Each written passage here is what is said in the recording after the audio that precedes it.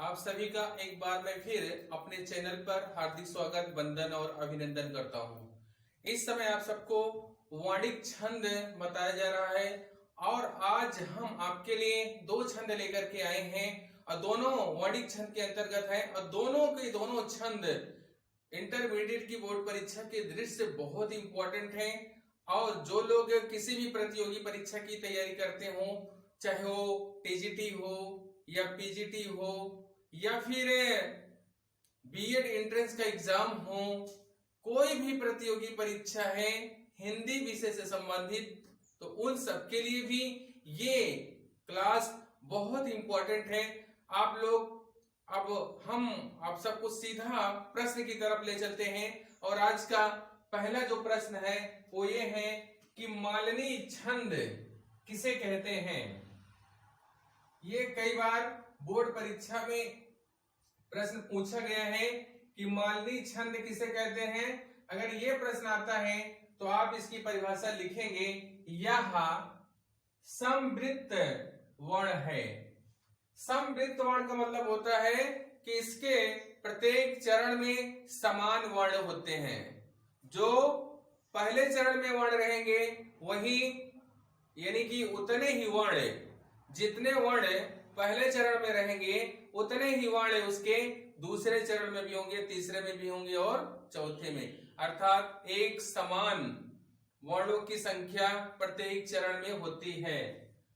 अब इसमें 15 वर्ण हैं, अर्थात इसके जितने भी चरण होते हैं सभी चरण में 15-15 वर्ण आते हैं। और इसमें तीसरी खास बात क्या है, इसमें गणों का क्रम नगड़, फिर नगड़, फिर भगड़, फिर यगड़, फिर यगड़ का होता है। ये गणों का क्रम है। आपको हम गणों के बारे में इसके पहले जो वीडियो बनाए हैं उसमें बहुत ही विस्तार से बताए हैं।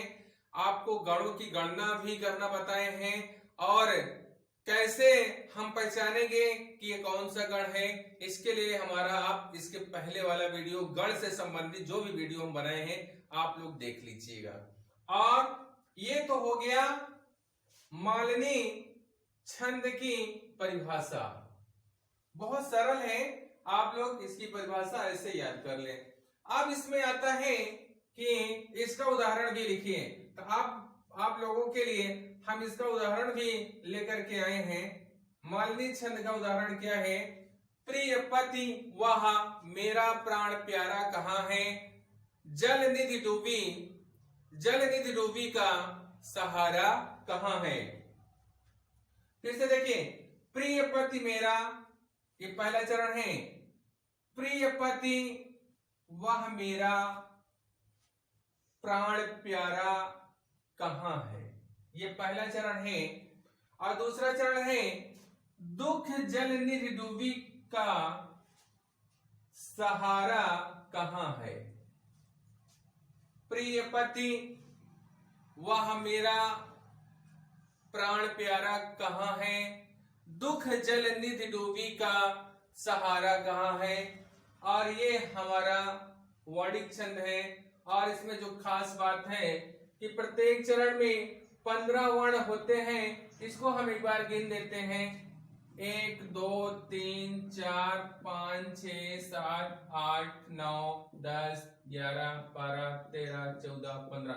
जो आधे वर्ण होते हैं उसकी गणना नहीं की जाती है। तो इसके पहले चरण में 15 वर्ण आए। अब दूसरा भी हम देख लेते हैं, 1 2 3 4 5 6 7 8 9 10 11 12 13 14 15। तो दूसरे चरण में भी 15 वर्ण है। तो इसका मतलब ये हुआ कि हमारा जो ये चरण है इसमें सभी चरण में सम वर्ण होते हैं, तो इसलिए हमारा समवर्णिक छंद हो गया। तो मालनी की परिभाषा और उदाहरण दोनों इस तरह से आप बोर्ड पेपर में लिख दीजिएगा। अब आज का दूसरा प्रश्न है, सालनी छंद किसे कहते हैं। अगर इसकी परिभाषा आए पेपर में तो आप इसको कैसे लिखेंगे। यह भी एक समवर्णिक छंद है और इसके प्रत्येक चरण में 11-11 वर्ण होते हैं और इसमें अंत में 2 गुरु आते हैं। ये इसकी परिभाषा है और इसका उदाहरण भी है, कैसी कैसी ठोकरें खा रहे हैं और कैसी कैसी यातना पा रहे हैं। आप लोग ध्यान से समझिए, यह समवृत्त वर्णिक छंद है, पहला पॉइंट। और दूसरा क्या है, इसके प्रत्येक चरण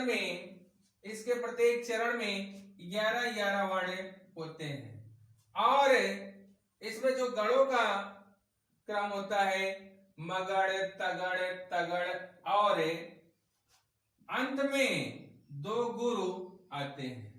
ये इसका आपकी परिभाषा है।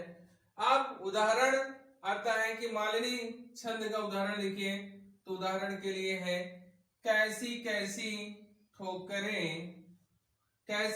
ठोकर खा रहे हैं और कैसी यातना पा रहे हैं। ठोकरें यहां रहेगा भैया, कैसी ठोकरें खा रहे हैं और कैसी यातना पा रहे हैं।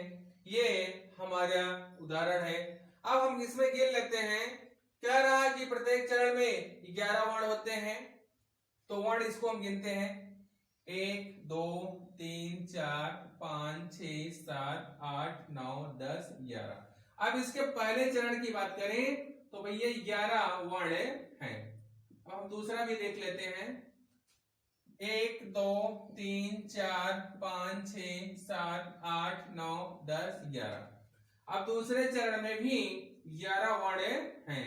इसका मतलब क्लियर है कि ये समवर्णिक छंद है, अर्थात प्रत्येक चरण में 11-11 वर्ण हैं। अब एक बात और देख रहे हैं कि अंत में 2 गुरु आते हैं। अब 2 गुरु का मतलब ये है कि अंत में जो भी 2 अक्षर रहेंगे, वर्ण रहेंगे, उसमें दीर्घ मात्रा होती है। अंत में देखिए है, हा पे ऐ की मात्रा है तो ये भी दीर्घ है, और हा पे ए की मात्रा है तो ये भी दीर्घ है, यानी कि दोनों गुरु हैं, ये दोनों गुरु हैं। अब दूसरे चरण में भी ऐसे देख ले, देखिए इसमें भी है की मात्रा है और इसमें ए की मात्रा है, तो ये भी गुरु वर्ण है। और मगड़, तगड़ इसके बारे में हम आपको विस्तार से बताए हैं। आप हमारा गढ़ वाला वीडियो देख लीजिएगा। अब आपको आज 2 प्रश्न बताया गया है। पहला प्रश्न क्या है, एक बार हम आपको बता देते हैं, मालवी छंद की परिभाषा और उसका उदाहरण। अब ये दोनों याद कर ले, बहुत इंपॉर्टेंट है। दूसरा छंद है सालनी छंद किसे कहते हैं, इसकी परिभाषा और इसका उदाहरण। दोनों प्रश्न बहुत इंपॉर्टेंट है, खास करके इंटरमीडिएट की परीक्षा के लिए, और जो भी लोग हिंदी विषय से किसी भी प्रतियोगी परीक्षा की तैयारी करते हैं उन सभी लोगों के लिए ये प्रश्न बहुत ही महत्वपूर्ण होगा। और आप लोग इसे अच्छे से याद कर लें, अपने कॉपी पर नोट कर लें। अगर आपके समझ में ना आया हो तो आप कमेंट करिए, आपके कमेंट के अनुसार हम अगला वीडियो जरूर बनाएंगे और आपके कमेंट का हम उत्तर भी जरूर देंगे। और ये वीडियो आपको कैसे लगा आप जरूर लिखिए। और आपसे एक छोटी सी रिक्वेस्ट है कि आप लोग हमारे वीडियो को शुरू से अंत तक जरूर देखें, सब्सक्राइब करें, अपने दोस्तों के पास शेयर करें और उनको भी आप लोग एडवाइस दीजिए, समझाइए कि आप भी इस वीडियो को देखें, शुरू से अंत तक देखें और सब्सक्राइब करें। और हम आप सबके लिए ये वीडियो इसलिए बनाते हैं कि आप लोग को ज्यादा से ज्यादा फायदा मिल सके। इसके लिए आपसे कोई भी फीस नहीं ली जाती है। आप सबको ये वीडियो ज्यादा से ज्यादा लाभकारी हो, ज्यादा से ज्यादा आप लोग फायदा उठाएं, देखें, इसीलिए आप सबके लिए ये वीडियो हम बनाते हैं। और एक बार मैं फिर आप सभी को अपना वीडियो देखने के लिए बहुत बहुत धन्यवाद देता हूं।